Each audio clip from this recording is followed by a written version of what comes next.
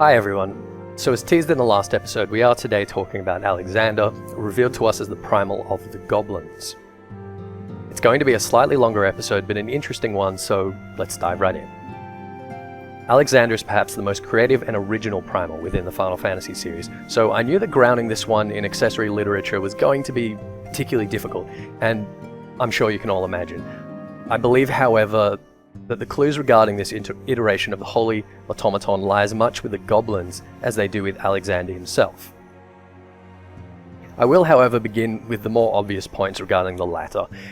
I would be amiss not to cover the significant appearances of Alexander across previous Square Enix titles, so although you've probably already guessed that this is not the primary goal of the video, let's just give it a few minutes. His first appearance is in Final Fantasy VI, and he is described tersely as an ancient machine that has been brought to life by mages to mobilize against forces of darkness. This will dictate his function for much of the series up to now. Final Fantasy IX is easily the most interesting appearance to date. Without spoiling too much, Alexander is set up as the holy antithesis of Bahamut that can be summoned into the otherwise inanimate castle Alexandria.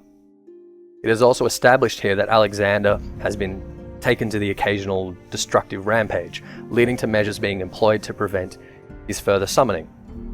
Here we have a direct reference to the ancient city of Alexandria, seat of the empire of Alexander of Macedon, which I think we can take to be the namesake of the primal. In Final Fantasy XI, Alexander appears in the Art Ogan expansion, where players can only combat his reanimated core, his true form having long ago been strewn across the landscape to form the ruins of Al-Zadar. In 12 he's an airship, big surprise, and in 13 he's a big rock'em sock'em robot. So, we have a few pieces of information regarding Final Fantasy XIV's Alexander that is consistent with his legacy.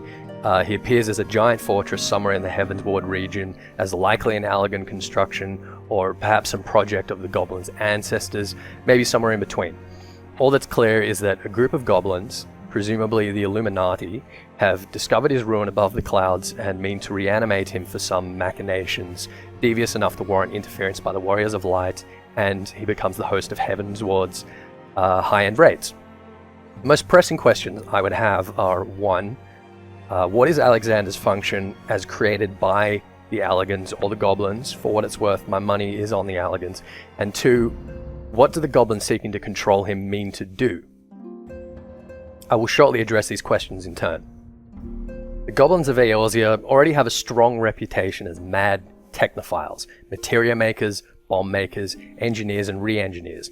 If someone was going to find a way to get to Ayatlan, there could never have been much doubt that they would be close behind, even just to see that they could. I expect the means to involve pedal operation, and honestly, I'll be more than a little disappointed if it does not. This might seem like a silly aside, but I want us to pay very close attention to the characterization of the goblins thus far.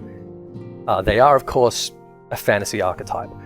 Bumbling, impractical, their every construction massively inefficient, excessive or absurd, but still functional. They're also brilliantly intelligent and devious. Basically, Doc Brown Jawas. The Illuminati are only distinct among goblins by their self-confessed bent on world domination, and I don't think it's going to be the nice ones trying to mobilize Alexander. Last episode we were discussing the fantasy tradition of floating and flying islands established by Aeolios in Homer's Odyssey, Virgil's Aeneid, and Pliny's Histories. Well, the next notable instance of a flying island in Western literary history is that in Jonathan Swift's Gulliver's Travels, the island of Laputa.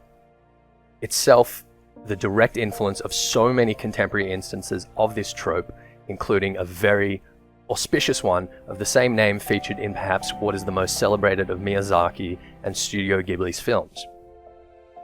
For anyone who isn't familiar with Swift's work, Gulliver's Travels is primarily a satire of the number of amateurish writers that were travelling the young and exciting 18th century British Empire and coming back to London with tales of mermaids, giants, sexual conquest with harpies, all kinds of completely unreviewable and therefore infallible claims that they were publishing in journals as what we would describe today as travel journalism. So Swift invents Le Mule Gulliver as an adventuring, bumbling English gent to give them all the good British send-up.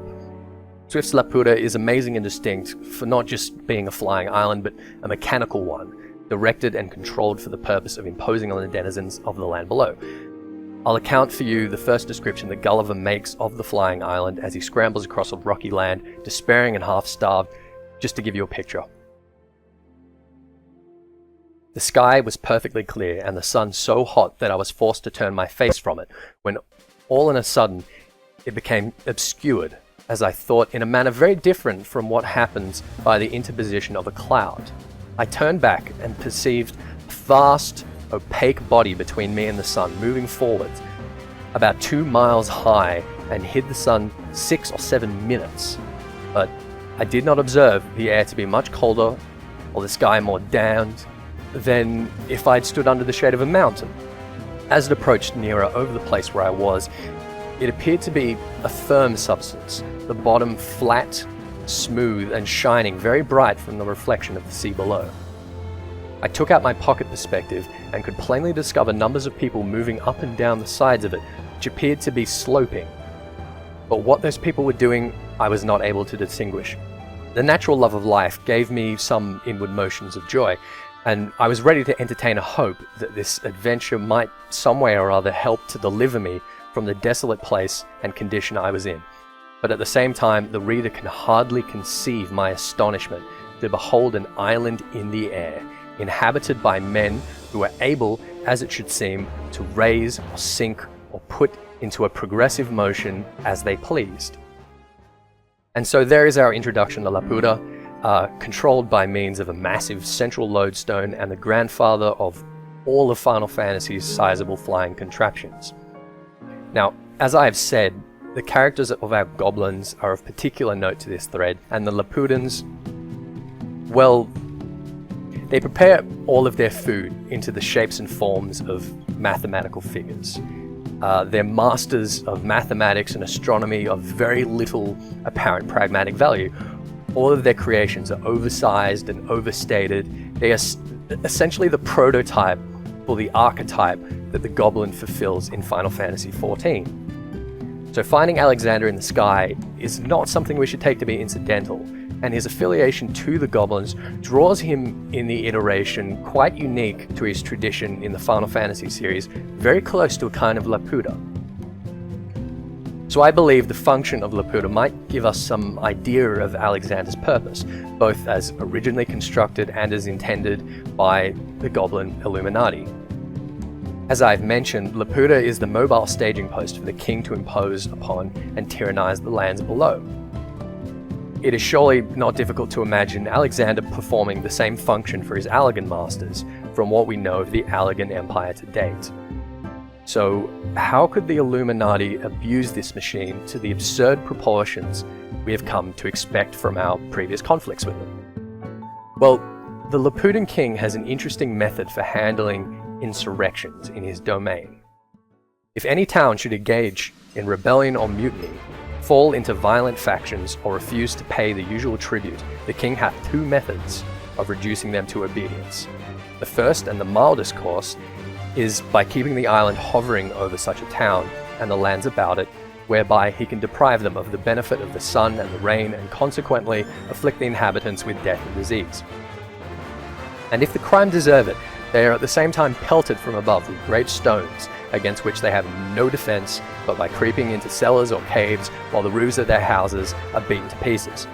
But if they still continue obstinate or offer to raise insurrections, he proceeds to the last remedy by letting the island drop directly on their heads, which makes a universal destruction both of houses and men.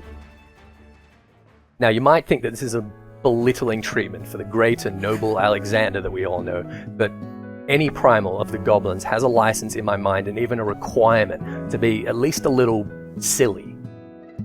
This last resort of the Laputans is described in literature as the colony drop, and I don't think that it is something at all out of the question here.